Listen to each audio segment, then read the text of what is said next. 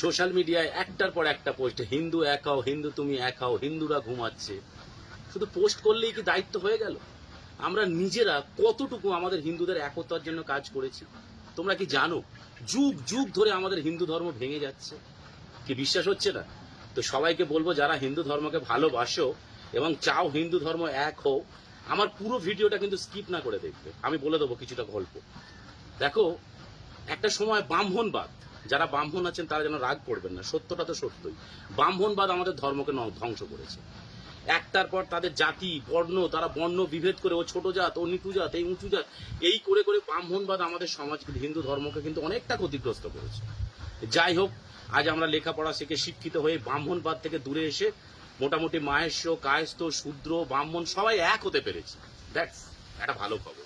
তারপরে আমরা কি করছি? হিন্দুরা রাজনীতির কারণে বিভেদ হচ্ছে।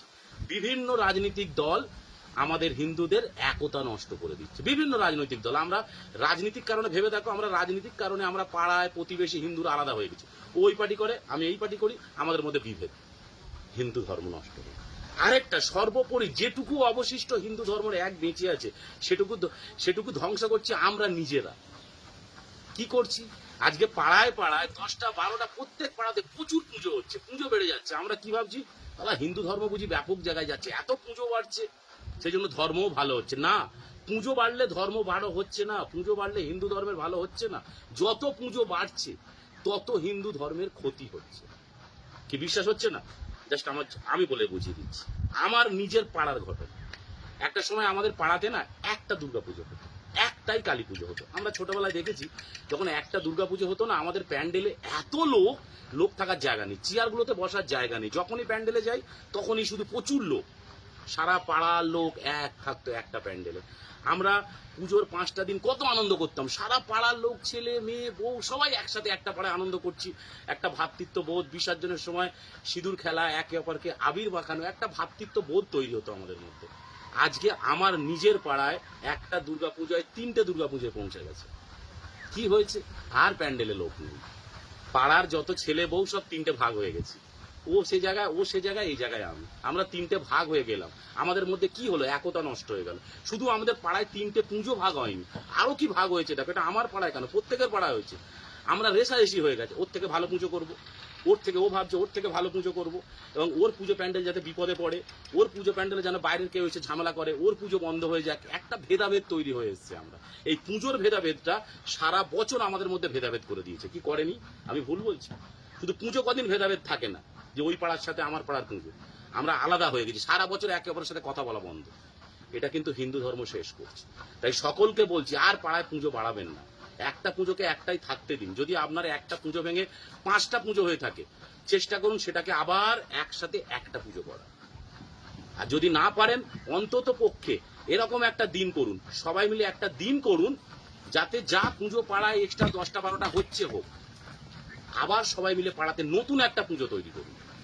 হয় রক্ষাকালী পুজো, হয় যে কোনো পুজো, হয় বাসন্তী পুজো, যে কোনো একটা পুজো তৈরি করুন, যেখানে আবার সবাই মিলে একসাথে করবেন, এক হবেন। এক হওয়াটা দরকার। দেখবেন আমাদের পাড়াতে যখন দেখবেন হিন্দুরা একটা জায়গায় এক হচ্ছে একটা পুজো বেশিসে, তখনই দেখবেন আমাদের হিন্দুদের মধ্যেই কিছু লোক আছে যারা সেই একতাটাকে ভাঙার চেষ্টা করছে রাজনীতির কারণে। দেখবেন কেউ একজন সেই পাড়ায় এসে বলবে, চল তো আমি ঠাকুর দিয়ে দিচ্ছি, কেউ বলবে আমি প্যান্ডেল দিচ্ছি, কেউ বলবে আমি জেনারেটর মাইক দিয়ে দিচ্ছি, চল একটা পুজো কর। তার উদ্দেশ্য কিন্তু একটাই, ওই হিন্দু একতাটাকে ভেঙে দেওয়া। হ্যাঁ, তার কথায় আমরা মেতে গেলাম, গিয়ে আর একটা নতুন পুজো করে আমাদের ইউনিটিটা নষ্ট করলাম। সর্বোপরি আমাদের এটাকে বন্ধ করতে হবে।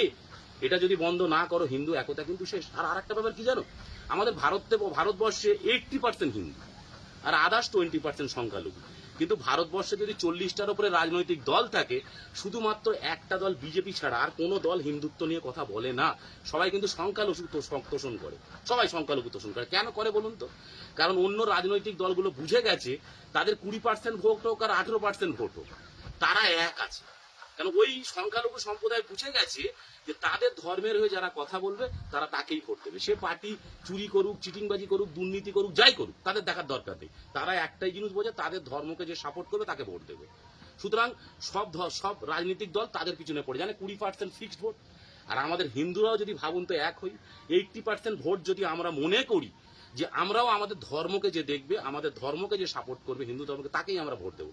আমি চ্যালেঞ্জ দিয়ে বলছি, ওই যে প্রত্যেকটা রাজনৈতিক দল যারা সংখ্যালঘু তোষণ করে, ওরা টোটালি সংখ্যালঘু তোষণ বন্ধ করে দেবে, দিয়ে দেখবেন আমাদের হিন্দু ধর্মের পিছনে ঘুরছে, ভাই তোরা আমাদের আয়, তোরা আমাদের আয়, তোরা আমাদের আয়, কারণ ওরা শুধু ভোটটাই চায়। তাই এটা বন্ধ করুন। আরেকটা জিনিস হচ্ছে, এটা করতে পারেন, আমরা সেটা শুরু করেছি, আপনারা মাসে একদিন হলেও পাড়ার যত ছেলে মেয়ে আছেন সবাই এক জায়গায় বসুন, একটা জায়গায় বসুন, একদিন করে মাসে একটা করে দিন করুন, যে পাড়ার যত ছেলে আছেন একটা জায়গায় আপনারা বসবেন, বিভিন্ন ধর্ম নিয়ে আলোচনা করবেন, একতা বাড়বে, তাতে একতা বাড়বে। এবং একটা হোয়াটসঅ্যাপ গ্রুপ করুন। এই হোয়াটসঅ্যাপ গ্রুপে কি করবেন, পাড়ার প্রত্যেকটা ছেলের নাম্বার অ্যাড থাকবে। পাড়ার কোনো একটা প্রবলেম হলে কেউ একজন মেসেজ করে দিলে সারা পাড়ার লোক জানতে পেরে গেল যে এই পাড়া ওখানে এই প্রবলেম হচ্ছে, কারণ গোটা পাড়াটা আমাদের দেখা সম্ভব নয়। পুরো হোয়াটসঅ্যাপ গ্রুপে সবাইকে অ্যাড করুন।